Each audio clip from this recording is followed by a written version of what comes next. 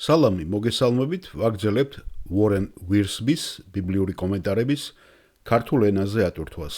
ჩვენ დღეს ახალ აღთქმასთან ვართ და მათეს სახარების მე-15 თავს განვიხილავთ, რომელიც არის მე-11 ნაწილი და დაასათაურა ესე მეფის საზრუნავი.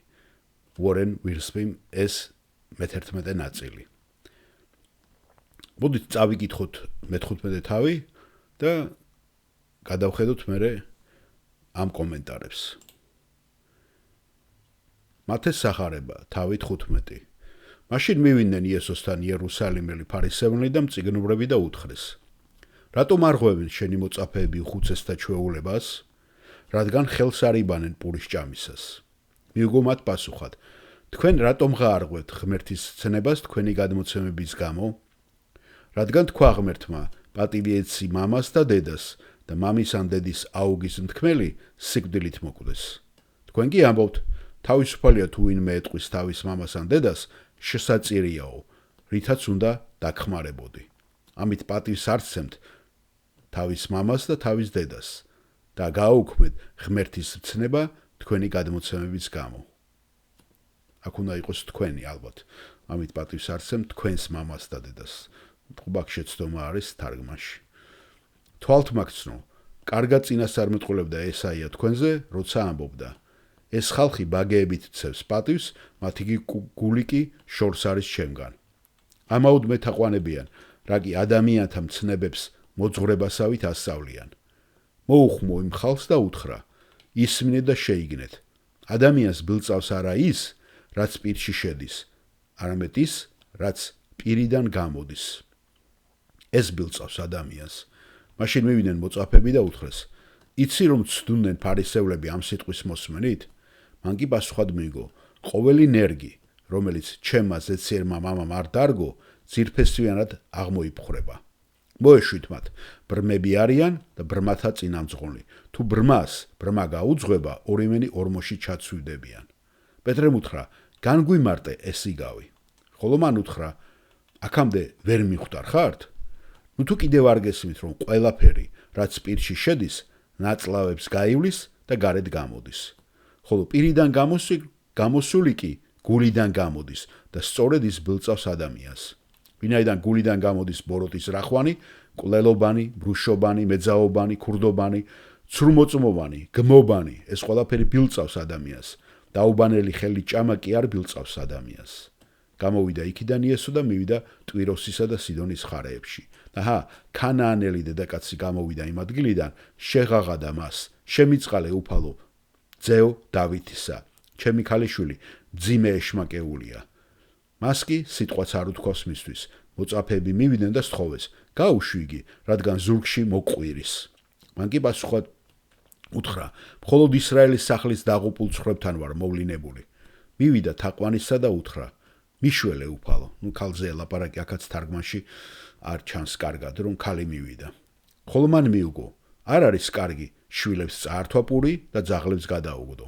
უთხრა დედაკაცმა: დიახ უფალო, მაგრამ ძაღლებიც ხომ ჭამენ ამ ცესებს მათი ბატონების სუფრიდან, როცა ცვივა. მაშინ მიუგო იესო პასუხად: ჰოი დედაკაცო, დიდია შენი რწმენა, მოგეცეს რაც გსურს. და იმ ჟამიდან განიკურნა მისი ქალიშვილი. იქიდან წამოსული იესო გალილეის ზღვასთან მივიდა, ავიდა მთაზე და დაჯდა. დიდძალი ხალხი მივიდა მასთან, თან ყავდათ კოჭლები, დასახიჩრებულები, ბრმები, მუნჯები და მრავალი სხვა. დასხეს მის ფერხთით და მან განკურნა ისინი. ისე რომ უკვირდა ხალხს, როცა ხედავდა ალაპარაკულ მუნჯებს, გამოჯანსაღებულ ავადმყოფებს, მოსიარულე კოჭლებს და მხედველ ბრმებს და ადიდებდნენ ისრაელის ღმერთს. მოუხმო იესო თავის მოწაფეებს და უთხრა: მებრალება ეს ხალხი, უკვე 3 დღეა ჩემთან არიან, საჭმელი კი არაფერი აქვთ. არ მინდა მათი უჭმელად გაშვება, გზაში რომ არ დაუძლურდნენ. მოწაფეებმა უთხრეს: უდაბნოში სადა გვაქვს იმდენი პური, რომ ამდენი ხალხი გავაძღოთ? იესომ კითხა: რამდენი პური გაქვთ? უთხრეს: 7 და ცოტა უთენი თევზი. მაშინ უბრძანა ხალხს, მიწაზე დამსხდარიყვნენ. აიღო ის 7 პური, თევზები, მადლობა შესწირა, დაამტრია და მისა თავის მოწაფეებს. მოწაფეება კი ხალხს. ყველამ ჭამა და გაცხა. ნარჩენებით კი 7 კალათა გაივსო, ხოლო მჭამელი 4000-მდე კაცი იყო, გარდა დედაკაცებისა და ბავშვებისა. გაუშვა ხალხი, ჩაჯდა ნავში და მივიდა მაგდალას მხარეში. ეს არის მე-15 თავი, რომელსაც ჯონ უორენ ვილსბიმ მეფის საზრუნავი დაარქვა. როგორც წინა თავში, ჩვენ ხედავთ უფალს კონფლიქტში თავის მტრებთან. ეს არის გადმოცემული ამ თავის პირველ და მე-11 მუხლებში. ასევე სწავლა საკუთარი მოწაფეებისთვის ეს უკვე 12-დან მე-20 მუხლებშია და ბოლოს მსახურება გაჭირვებული ბრბოსადმი 21 და 31-ის ჩათვლით.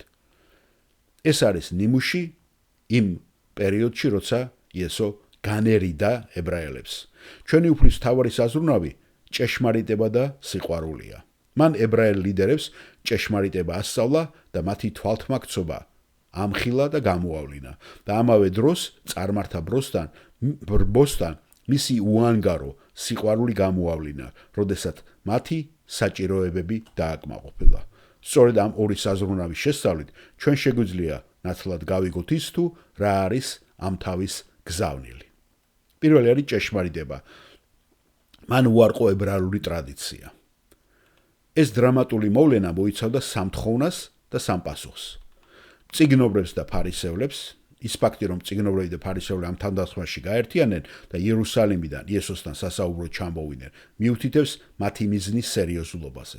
სავარაუდოა, რომ ეს კომიტეტი იერუსალიმში სინედრიონის ლიდერების მიერ იყო ორგანიზებული და მათ წევრებს წარმოადგენდა. მათ ბრალდებას ხელების დაბანის შესახებ არაფერი ჰქონდა საერთო სისუფთავესთან. ისინი გულისხმობდნენ მკაცრ ორთოდოქსული ებრაელების საზეიმო დაბანვას. იხილეთ მარკოზის სახარება მე-7 თავი. მათი გადმოსახედიდან მკაცრად მიუღებელი და აკრძალული იყო, რომ იესო და მისი მოწაფეები საზოგადოებიდან გარიყულ ფენებთან ერთად იყვნენ და დროს მებაჟიებთან, მეძავეებთან და წარმართებთან ატარებდნენ და ამის გამო ისინი არც კი ცდილობდნენ ამის შემდეგ განწმენდას. რა თქმა უნდა, ამ ბრალდების წაყენებით ეს რელიგიური ლიდერები აიძულებდნენ იესოს, რომ შეხებოდა მათი რელიგიური რწმენის საფუძველს. თუ იესო უარყოფდა ერისწმინდა ტრადიციებს, მაშინ ის ერეტიკოსი გამოდიოდა. საიდან მოდიოდნენ ეს ტრადიციები? და ამაზე მართლმადიდებლები გამახსენდა, რომლებსაც ძალიან ბევრი რამე გადმოცემები აქვთ და ამ გადმოცემები იქცა უკვე უფრო მეტად, ვიდრე სახარება და სახარებისეული მცნებები. ანალოგიური რაც ებრაელებს მოუხდათ და ეს ხო ხედავთ ახალი არ არის. საიდან მოდიან ეს ტრადიციები? ისინი წინა თაობების მასწავლებლებისგან გადმოეცათ. ეს ტრადიციები თავდაპირველად ზეპირი კანონი იყო, რომელიც რაბინების თქმით მოსემ უხუცესებს მიცა და ისინი ერს გადაეცემოდნენ. ეს ზეპირი კანონი საბოლოოდ დაიწერა და მიშნად იქცა. სამწუხაროდ ბოლოს ისე გამოვიდა, რომ ეს მიშნა უფრო მნიშვნელოვანი და ავტორიტეტული გახდა, ვიდრე მოსეს თავდაპირველი კანონი. ამბობენ 600 თუ 700 კანონი იყო ამ მიშნაში შეტანილი, რაც მოსესთვის არ უთქვია ღმერთს. ჩვენი უფლის პასუხი მათ ბრალდებაზე დაიწყო პირიქით, იესოს მხრიდან, უკან დადანაშაულებით და მათი ბრალდებით. სწორედ ისინი არღვევდნენ ღვთის კანონს თავიანთი ტრადიციების დაცვით. შემდეგ მან განაგრძნო მაგალითი, მათი ყორბანის პრაქტიკა. ამას მარკოზიც განიხილავს მე-7 თავში. ებრაული სიტყვა ყორბან ნიშნავს საჩუქარს.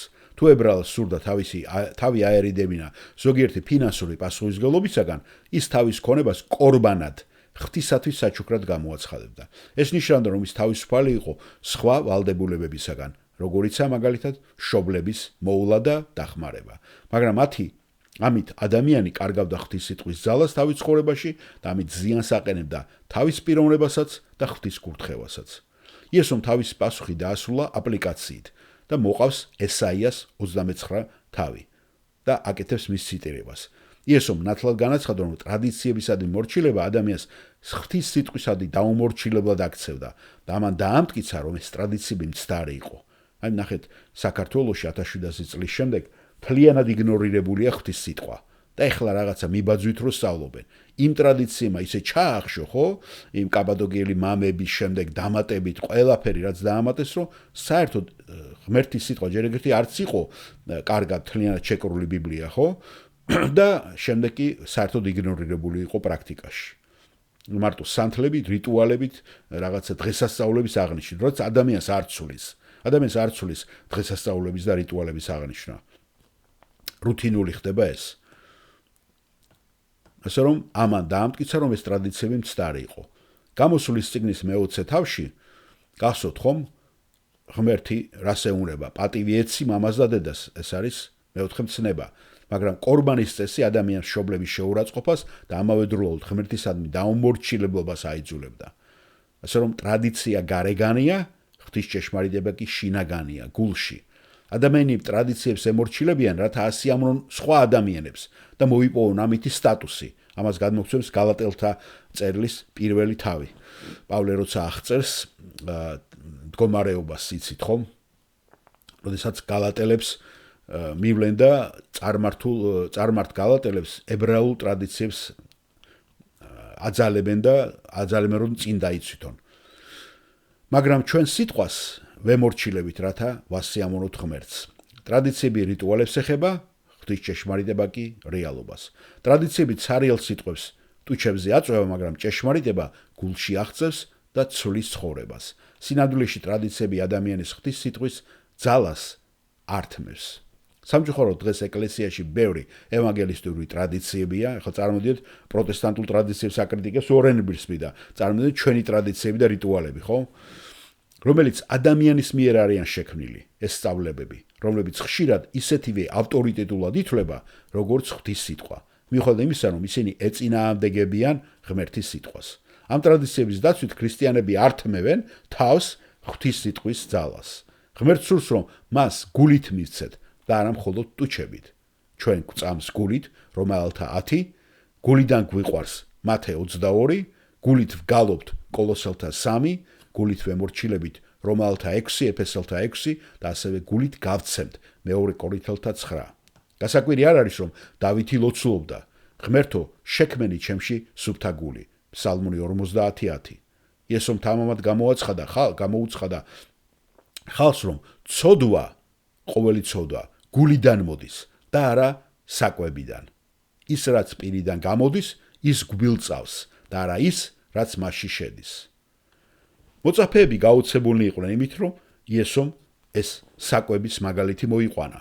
ბოლოს და ბოლოს ისინი კეთილ ებრაელებად აღიზარდნენ. გახსოვთ ხო? პეტრეს მოწმობა, როდესაც მოციქულთა საქმეების მე-10 თავში მას ხილვა ექნება. იმიტომ რომ პეტრეს არაფერი არ ქონდა უწმინდური და კოშერს იცავდა შეჭმული. მათ იცოდნენ განსხვავებას სუფთა, უწმინდურ და არაწმინდა საკვებს შორის, რომელიც ლევიტელებში მიუთითა მოსეს ღმერთმა, ლევიტელთა მე-11 თავში. მაგრამ მოწაფეებს კიდევ ერთი შეშფოთება ჰქონდათ. ამ სწავლებამ შეაწუხა ფარისევლები და რა თქმა უნდა, ეს სერიოზულ პრობლემს შექმნიდა. მაგრამ იესო არ ღელავდა ფარისევლებზე. არც ისინი და არც მათი მასწავლებელები ღვთის მიერ არ იყვნენ მოწოდებული. ამიტომ ეს ინსტიტუტი დიდხანს ვერ გაგრძელდებოდა. მიუხედავად იმისა, რომ არსებობენ იზოლირებული ჯგუფები, რომლებიც ცდილობენ ტრადიციების შენარჩუნებას, ძირითადად ფარისევლობა უკვე გაქრა. ფარისევლობა განადგურდა, როგორც იესომა თქვა. თუმცა ფარისევლობის სული, ტრადიცია, ლეგალიზმი, თვალთმაქცობა, გარეგნული ნიშნები კვლავ ჩვენთანაა, რასაც იესომ უწოდა ფარისეველთა საფუარი. აი რაც ხდება საქართველოში მართლმადიდებლებში. ეს ფარისეველთა სულია. ტრადიცია, ლეგალიზმი, თვალთმაქცობა, გარეგნული ნიშნები. იესომ ასევე აღნიშნა, რომ ფარისევლები ბრმები იყვნენ და მათ მხოლოდ ის შეეძლოთ, რომ ადამიანები ორმოში ჩაეყარათ. მათეს სახარების 23 თავში მან მათ ბრმა წინამძღოლები უწოდა. საკმაოდ ხატოვანი აღწერა მოახდინა მათი. გახსოვთ ხომ? უი ფარისევლებს, რატომ უნდა გვეშინოდეს უფესო მცენარეების, რომელთაც ფესვი არ აქვთ, რომლებიც საბოლოოდ კვდებიან, ან კიდევ ბრმა მეგზურების, რომლებიც ვერ ხედავენ იმას, თუ საით მიდიან. რატომ უნდა გავყვეთ ჩვენ ასეთებს? შემდეგი მუხლები გადადის პეტრესზე. პეტრე არ იყო კმაყოფილი იმითი, რაც მან მოისმინა და მას უფრო მეტის გაგება უნდოდა და განმარტება ამ საკვების შესახებ. ამიტომაც იყო, რომ დიდი მოთმინები ჩვენმა უფალმა ხელახლა ახსნა ეს იგავი და ეს გაკვეთილი. მნიშვნელობა ჩვენთვის აშკარად ჩანს, რომ ის გასაოცრად ახალი იყო მართლმადიდებელი ებრაელებისათვის. მიაქცეთ ყურადღება ამ ტერმინს, ხო, ორთოდოქს ებრაელებს, ორთოდოქს ჯუს ამბობენ და ნახეთ მართლმადიდებელი. ჩვენებიც, აი მართლმადიდებელი ჩვენ ვითომ ქრისტიანობენ, ამიტომ სრულმადიდებლები არიან საქართველოში. ყველაფერი რაც პირში შედის, საბოლოოდ მუცელში მიდის და ადამიანის განავალში გამოდის. საჭმელი არასდროს ეხება გულს, მაგრამ ის რაც პირიდან გამოდის, გულიდან იწყება და ეს ყველაფერი ბილწავს ადამიანს. რა თქმა უნდა, საქმეები სიტყვებს მოიცავს და ხშირად საქმეები უფრო ხმამაღლა ლაპარაკობენ და საუბრობენ, ვიდრე სიტყვები. ახლა გადახედეთ, რამდენი აქცენტია გაკეთებული მარხულობაზე. გადახედეთ საქართველოში რამ მარხულობაა. ამ დროს გულის მარხულობა ვერავინ ვერ იცვლება. ყველას ამოდის სიბინძურე, სიბილწე და ნახეთ რამდენი კვლელობები და რამდენი ბრუშობები და რამდენი სისაძაგლეებია. ესე იგი მარხვა ადამიანებს ვერ შორის პირიქით უფრო ამძაფრებს იმ ცოდვებს, რაც გულიდან ამოდის და პირიდან ამოდის. ყველა ეს გაკვეთილი საკვები პეტრესთვის რამდენიმე წლის შემდეგაც იყო საჭირო რომ უფალს გაემეორებინა, როდესაც მას წარმართებისთვის მოუწოდებს იესო რომ იქადაგოს. იგივე მოციქულთა საქმეები რაც ახსენეთ მე-10 თავში. გახსოვთ, როცა პეტრეს ხილვა აქვს და ეს მაგიდის გადასაფარებელი ჩამოდის ზეციდან და მასზე ყველანაირი წმინდა და არაწმინდა ცხოველი არის. იქაც მოუწევს იესოს კიდევ ერთი გაკვეთილის ჩატარება პეტრესათვის. პავლემ ეს გაიმეორა თავის წერილში 1 ტიმოთეს მიმართ მე-4 თავში. მან ასევე განიხილა ეს საკითხი რომაელთა მე-14 თავში, როცა ლაპარაკი არის, ესე იგი ხორცი, რომელიც კერპებისადმი არის მიძღვნილი. გახსოვთ, იქაც პავლე ამ საკითხს განიხილავს. შემდეგ მუხლებში ჩვენ ხედავთ იესოს თანაგრძნობას, რომელიც მიმართულია წარმართა საჭიროებისადმი. იესო არა მხოლოდ ასწავლიდა, რომ არც ერთი საკვები არ იყო უწმინდო, არამედ ის თავის სწავლებას ახორციელებდა წარმართა ტერიტორიაზე შესვლითაც კი. მან დატოვა ისრაელი და კვლავ განერიდა ებრაელებს. ამჯერად ტვიროსისა და სიდონის ტერიტორიას მიაკითხა. წარმართები უწმინდურები იყვნენ იუდევლებისათვის. სინამდვილეში ებრაელები წარმართებს ძაღლებს უწოდებდნენ. ის ფაქტი, რომ იესო წარმართებს ემსახურებოდა, გასაკვირი არ იყო. ჩვენ ამას ხედავთ მათეს სახარების მე-12 თავში ნახეთ გავეცანით, თუმცა იმ დროს აქცენტი ისრაელის მსახურებაზე კეთდებოდა იქ. გასვოთ, მე-10 თავიდან მოდის ეგა. და იქ იყო რამოდენიმე წარმართი. აქ უკვე ტერიტორიაზე შედის იესო მთლიანად. და შემდეგ ხვდები ჩვენ აქ დემონიზებულს, დემონით შეპყრობილ გოგონას, რომელიც გამოცდა დედა ითხოვს, ქანაანელი ქალბატონი. იესო ცდილობდა დამალულიყო, ამას მარკოზი გადმოგცემს, რომ და მალულად დარჩენილიყო, მარკოზის მე-7 თავი გადმოგცემს, მაგრამ რატომღაც ამ ქანაანელმა ქალმა გაიგო ის თუ სად იყო იესო და მივიდა მასთან თავისი საჭიროებით და ყვირილით. გახსოვთ, რომ ჩვენმა უფალმა ამ ქალს ასე იმიტომ კი არ უპასუხა, რომ მისი რწმენა გაენადგურებინა, როდესაც ძაღლებს იმაშვება მოყავს მაგალითი, ხო, ნამცეცებზე, არამედ მის უფრო ასამაღლებლად და გასავითარებლად გააკეთა, რომ მისი რწმენა უფრო გამაღლებულიყო და უფრო წინ გამოსულიყო და უფრო გაემაგრებინა. მისივე პასუხები აჩვენებდა, რომ ის რწმენაში იზრდებოდა და არ სურდა მისი გაშვება პასუხის გარეშე. ზუსტად ესეთი ჟინიანად ეს ქალბატონი ცდილობს რომ მოიპოვოს ის სურვილი, რათა მისი გოგონა განიკურნოს.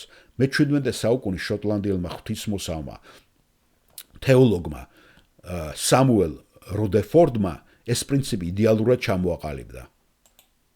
რწმენის საქმეა მოითხოვოს და გამოიწვიოს სიყვარულით სავსე სიკეთე ღვთის ყველა უხეშ დარტყმაში. აი ჩვენს გვაქვს ხოლმე ხო სიტუაციები ცხოვრებაში, როცა ვინმე მავანი შეიძლება გვაკრიტიკებდეს და როგორ რეაქციას გავაკეთებთ ამაზე, ეს ჩვენზეა დამოკიდებული, ხო? რომ ყოველთვის სიყვარული უნდა გამოავლინოს ქრისტიანმა.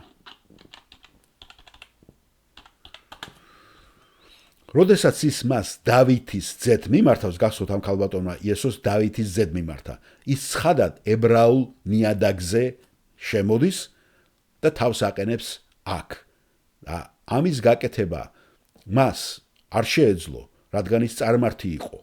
რა თქმა უნდა, ეს ტიტული ავლენდა იმის რწმენას, რომ ღვთის ძე ეს მესია იყო, რადგან დავითის ძე ეს მესიის სახელი იყო. ამას გვეუბნება მათეს სახარების 22 თავი. რადგან ის მასთან ებრაული ტერმინებით მივიდა, ამიტომ იესო თავიდან დადუმდა. რა თქმა უნდა, მან იცოდა მისი გული, მისი დუმილიც კი ელემენტარულად ამაზე მეტყველებდა და მას უნდოდა რომ ამ ქალბატონს გაეგრძელებინა კითხვა. მოწაფეებმა, რომლებიც მოუთმენლად ელოდნენ მის დაჟინებულ დევნას და ყვირილს, უთხრეს იესოს, გაუშვი იგი ჩვენ არ ვარ დარწმუნებული გულისხმობდნენ მაგრამ მიეც იმას ის რაც სურს და მოიშორე იგიო. ეხლა ჩვენ არ ვიცით რატომ ეუნებოდნენ მოწაფეები ამას რომ მოიშორე იგიო.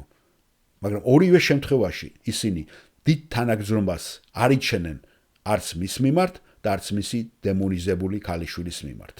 ხედავთ?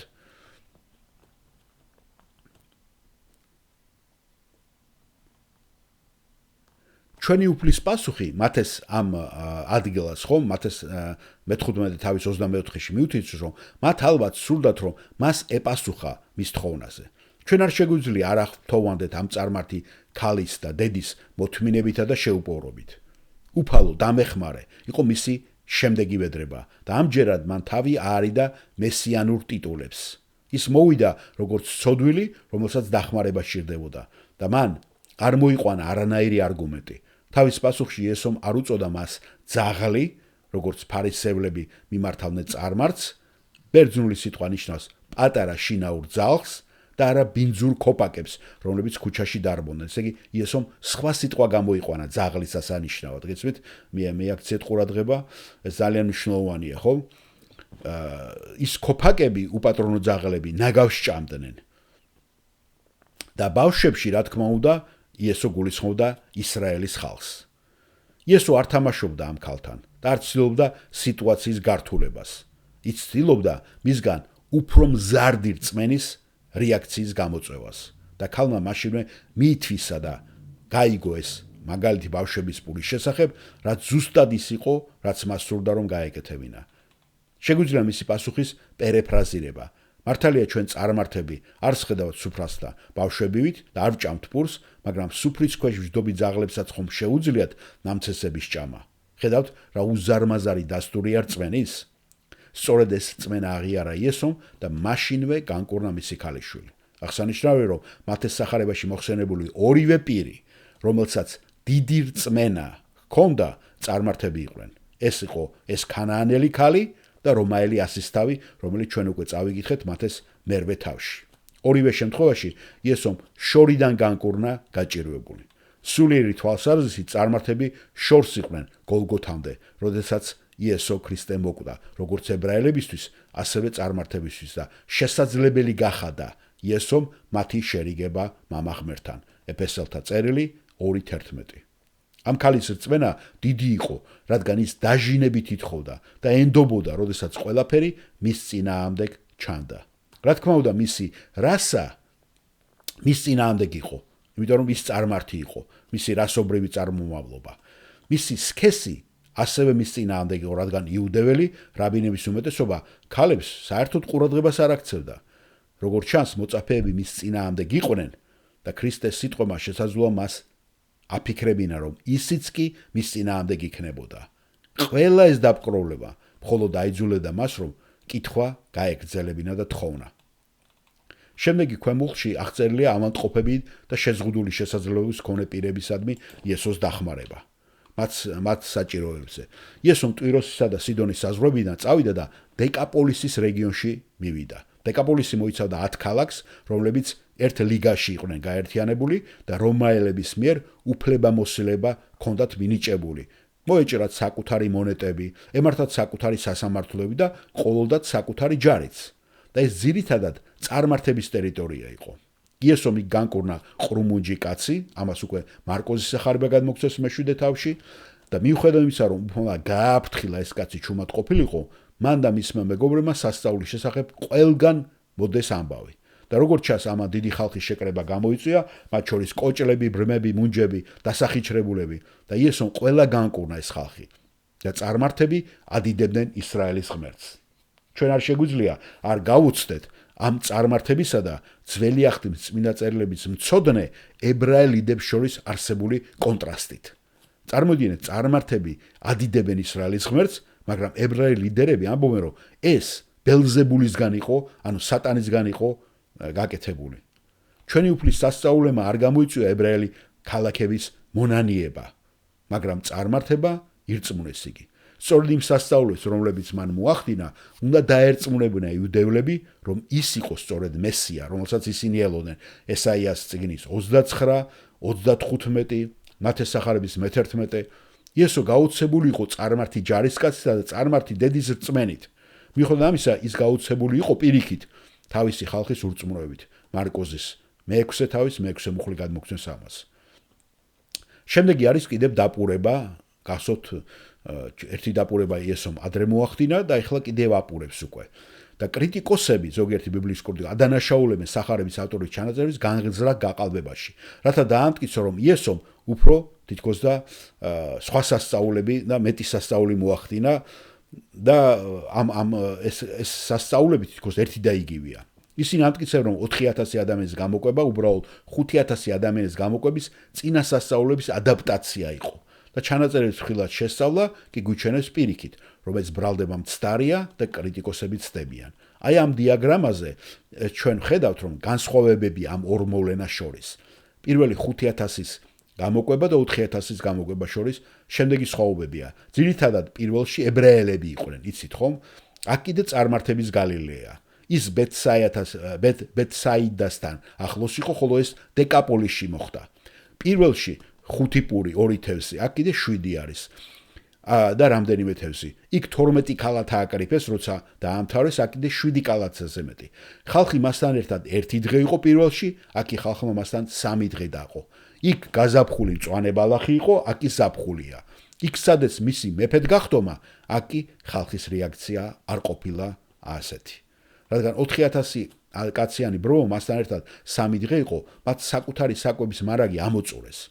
ჩვენი უფლის თანამგზნობი გული არ აძლევდა უფლებას მას ისინი მშივრები გაეშვა გზაში, რათა გზაში გული არ დასწყოვნოდათ. ეხლა მე თუ არ მეშლება ამ იმაში ჩამონათვალში ერთი რამე იყო, იქ მოციქულები მიდიან იესოსთან ახსენებენ და აქ თუ ჩვენ მივაქცევთ ყურადღებას, თვითონ იესომ გამოიჩინა ეს გულის ხმიერება და იესო აყენებს ამ პრობლემას და მოციქულებს უზიარებს. თუ არ მეშლება ეხლა მე, უბრალოდ ჩვენ მინდა რომ რაც გავიხსენე უცებ. ამ სასწაულის პირველი მოტივი უბრალოდ ადამიანური მოთხოვნილების დაკმაყოფილება იყო. ხალხმა უკვე იხილა მისი სასწაულები და განადიდა ღმერთი, ამიტომ სასწაული არ იყო მიზეზი იმისა, რომ მერე მათთვის ეკადაგებინა. ამიტომ კი არ გაუკეთა იესომ ეს სასწაული, რომ აბა მერე ტვინი გამოეჭედა თავისი იგავებით. არა, ეს უბრალოდ საჭიროების დაკმაყოფილება იყო. აგკიდე მისი მსახურების ლეგიტიმურობა დაედასტურებინა ამით. არა, უბრალოდ იესომ მათ საჭიროება დააკმაყოფილა. რომ 3 დღის შივრები იყვნენ. ამ სასწაულს განსაკუთრებული დანიშნულება ჰქონდა ასევე მისი მოწაფეებისათვის. გაოცებული ვართ, რომ მათ დაავიწყდათ 5000 კაცის გამოკვება. მართლაც საოცარია, ხომ? და როცა დაესწრენ იქ, აი ჩვენ ხედავთ უკვე ალბათ სატანის ძალასაც როგორ შეუძლია ადამიანს ამნეზია მოუვიდეს, ხო? და დაგავიწყდეს ესეთი რაღაცეები. თუ ყურადღებით წავიკითხავთ ჩვენ ახლა მომავალ თავს, მე-16 თავს, იქ უკვე ჩანს თუ როგორ დაავიწყდათ მათ ეს სასწაული. 12 გაოგნებული იყო, მაშინ როცა უნდა ეთქვათ, იესოს შეეძლო, ხო? პური და თევზით გაემრავლებინა. და ამიტომ რაც საჭირო იყო ნერვიულობა, რა თქმა უნდა შესაძლოა ფიქრობდნენ, რომ შეიძლება იმიტომ ფიქრობდნენ, რომ ის აღარ მოახდენა ამტების სასწაულს, რათა ესენი იყვნენ უკვე წარმართა ტერიტორიაზე. და თითქოს იესო ამ სასწაულს წარმართებს არ გაუკეთებდა. ან შესაძლოა იმ ფაქტის გამო, რომ ისინი როცა შეეცადნენ მეფედ გახდომას, იესოს არ უნდოდა ეს ბრობო და ამიტომ იესო თავს შეიკავებდა. რომ აერიდებინა თავი ამ სასწაულის გამეორებისაგან. ჩვენ არ ვიცით ეს, მაგრამ შესაძლოა. როგორც 5000 გამოკვების შემთხვევაში ეს სასწაულიც მისი ხელიდან იწყება. როდესაც იესომ პური გატეხა და თავის მოწაფეებს მისცა. ეს პური გამრავლდა, ყველა მჭამა და ყველა გაცხა. კვლავ იესომ იგივე ბრძანა, რაც წინა შემთხვევაში გაეკეთებინათ. და ამაზე ცალკე ისიც იყო გახსოვთ ვორენ ბრისის მითითება, რომ ჩვენ არანაირად არ უნდა გავფლანგოთ ჭარბი რაც აგვაქვს და უნდა შევინახოთ. ანუ ის რომ ნატეხები შეეგროვებინათ, რათა არაფერი დაეკარგათ. სასწაულების მოხდენის უნარი არ იძლევა ღვთის საჩუქრების გაფლანგვის უფლება მოსილებას.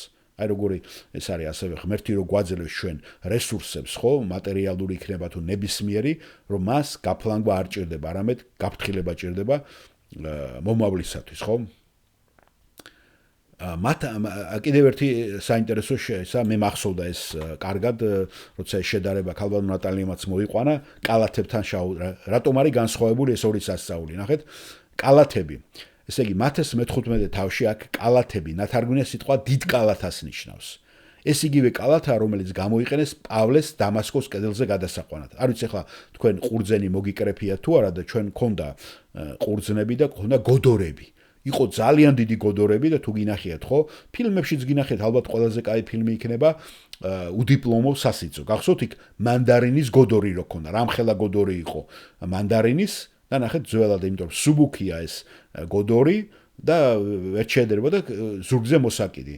და კარგი ეხლა მან ალბათ იმ გოდორში ძალიან ბევრი ჩაეტეოდა, ხო, წონაზე და ადამიანიც იოლად დაიმალა ის პიროვნება, გახსოვთ, ხო? ბიჭიკო ადვილად დაიმალება იქა, რომ დააყრიან ზემოდან მანდარინებს. თუ გახსოვთ ეგა და მანქანიდან გადმოიტანს იპოლიტე ხვიჩი. აი ეგ დიდი გოდორი წარმოიდგინეთ. ეს არის გამოყენებული აქ. ხოლო მათეს მე-14 თავში ჩვენ რო წავიკითხეთ კალათა, იქ ნიშნავს ნაკსოვ კალათას. ისეც რომელსაც ადამიანი ატარებდა საჭმელს, საგზალს ან ნივთებს. ის ფაქტი რომ ეს განსხვავებული სიტყვები გამოიყენება კიდევ ერთი დასტურია იმისა, რომ ეს ორი სასწაული განსხვავებულია. ხედავთ, ესე იგი, იქ დაუშვათ კალათა, აქ კიდე გოდორები შეკრიბეს. იქ 12 კალათა შეკრიბეს ნარჩენები, აქ 7. დიდი გოდორი. წარმოგიდგენიათ, რამხელა განსხვავება. და იქ გახსოვთ პატარა ბიჭს რო ქონდა, იქ მოყვანილი ყავდა, რომ დედას როგორ გაუკვირდებოდა სახში რომ მიიტანდა საკვებს, ხო? ვორონელის ესეთი გაქანებაც მიცა, ესე თავის ფანტაზიას, რაც არ არის ეს რა ქვია, რაღაცა ადამიანს შეუძლია ძალიან ბევრ რაღაცაზე თვითონ გააქანოს წარმოსახვები, ხო, რომელიც ძალიან რეალურად შეიძლება აქ ხო შეკუმშულა და ყველაფერს ხო არ აღწერდა ბიბლია. და ბიბლიის კომენტატორები და ბიბლიის კარგი მასწავლებლები გვაძლევენ ამ ფანტაზიის უნარს, რომ დავფიქრდეთ და ჩვენც გავაქანოთ თუ როგორ დავხატოთ, რომ კარგად დავხატოთ ის მდგომარეობა და ის სცენა რა შეიძლება მომხდარიყო, ხო? იესო ამ ბრობსათვის უკვე არ იქადაგა სიცოცხლის პურის შესახებ, გახსოვთ იქ იქადაგა, როგორც ეს მაგ გააკეთა კაპერნაუმში ებრაელებთან 5000 კაცის გამოკვების შემდეგ, და ამას იონეს სახარების მე-6 თავი გადმოგწევს კიდე, იმიტომ რომ ძველი აღთქმის მანანისა და ღვთისპურის შესახებ ფაქტები უცხო იქნებოდა დეკაპოლისში ამ წარმართებისათვის, ხო?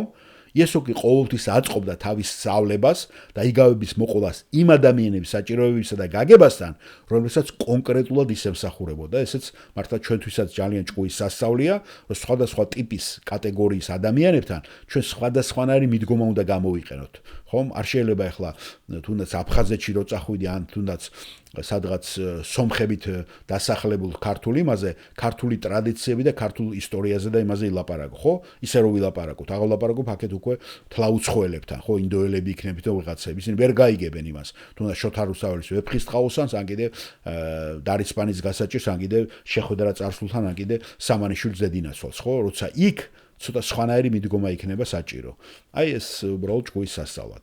მათეს მე-15 თავის დატოვებამდე მოდით განვიხილოთ რამდენიმე სულიერი გაკვეთილი, რომელიც მასშია მოცემული. თუ ყურადღებას მიაქცევდით, ახალ აღთქმაში შენიშვნები ნაკლები აქვს იმას და აი აქ სულიერი ისინი გაკვეთილები, ამას იძლევა ხოლმე სასწავლო ბიბლიები და აი ბოლო ქართული ბიბლიაც ნათარგმნი რომ არის ხო 2015 წელს, იქაც არის ბევრი ესეთი რაღაც გაკვეთილები სულიერი სამეფოს ცნებები თუ რაღაცები. აი რაღაც გავს იყენებს ახლა ვორონელის. აი მოდით მოვუსმინოთ 6-ია ჩამონათვალი აქ. პირველი ჭეშმარიტების მტრები ხშირად რელიგიური ადამიანები არიან, რომლებიც ადამიანის ტრადიციების მიხედვით ცხოვრობენ. სატანა ხშირად იყენებს რელიგიას, რათა ცოდვილთა გონება დააბრმავოს ღვთის სიტყვის მარტივი ჭეშმარიტების მიმართ. საქართველოს მაგალითი.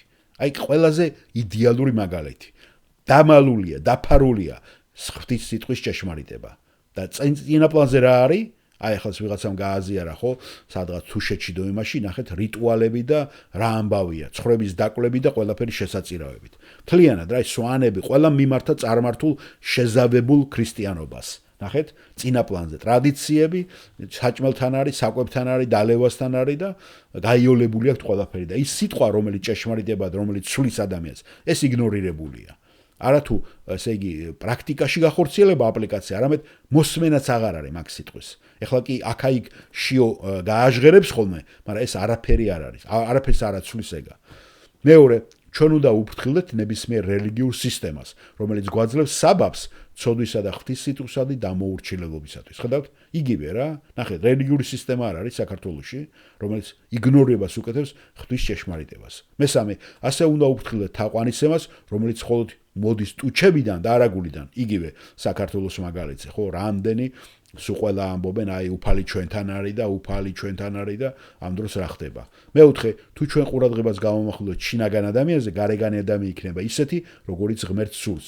ჭეშმარიტი სიწმინდე მოდის შიგნიდან. მეხუთე, ძნელია ტრადიციებისაგან თავის დაღწევა. ჩვენში არის რაღაც, ნახეთ ახსნაც ეს ძალიან კაია, რაც წარსულს უნდა ჩაეჭიდოს და არ უნდა ცვლილებები შეიტანოს. პეტრესაც კი ორჯერ მოუწია ამ გაკვეთილის სწავლა. მართლაც ეს ეხება თუნდაც ტექნიკასთან მიმართებას, როცა ჩვენთან ახალი ტექნიკა შემოდის ხოლმე ჩვენთან, ძველი პროფესიონალური მძღოლებს უჭირთ მიღება, გესმით და ეს ნებისმიერ რამე შეიძლება ადამიანს დაემართოს ეს ნებისმიერ რამეზე. მეექვსე, ჩვენ არ ვბედავთ ქრისტეს შეზღუდვას ერთ-ერთი ამ ხალხით, სახარება ჯერ იუდევლებს მოევლინა, რომელთა პირველი თავი, მაგრამ დღეს ყველა ერის, ყველა ადამიანისთვისა ის მისაღები და ხელმისაწვდომი. ყველა, ვინც უფლის სახელს მოუხმობს, გადარჩება, რომელთა მეათე თავის, მე-13 მუხლი. მადლობა მოსმენისათვის.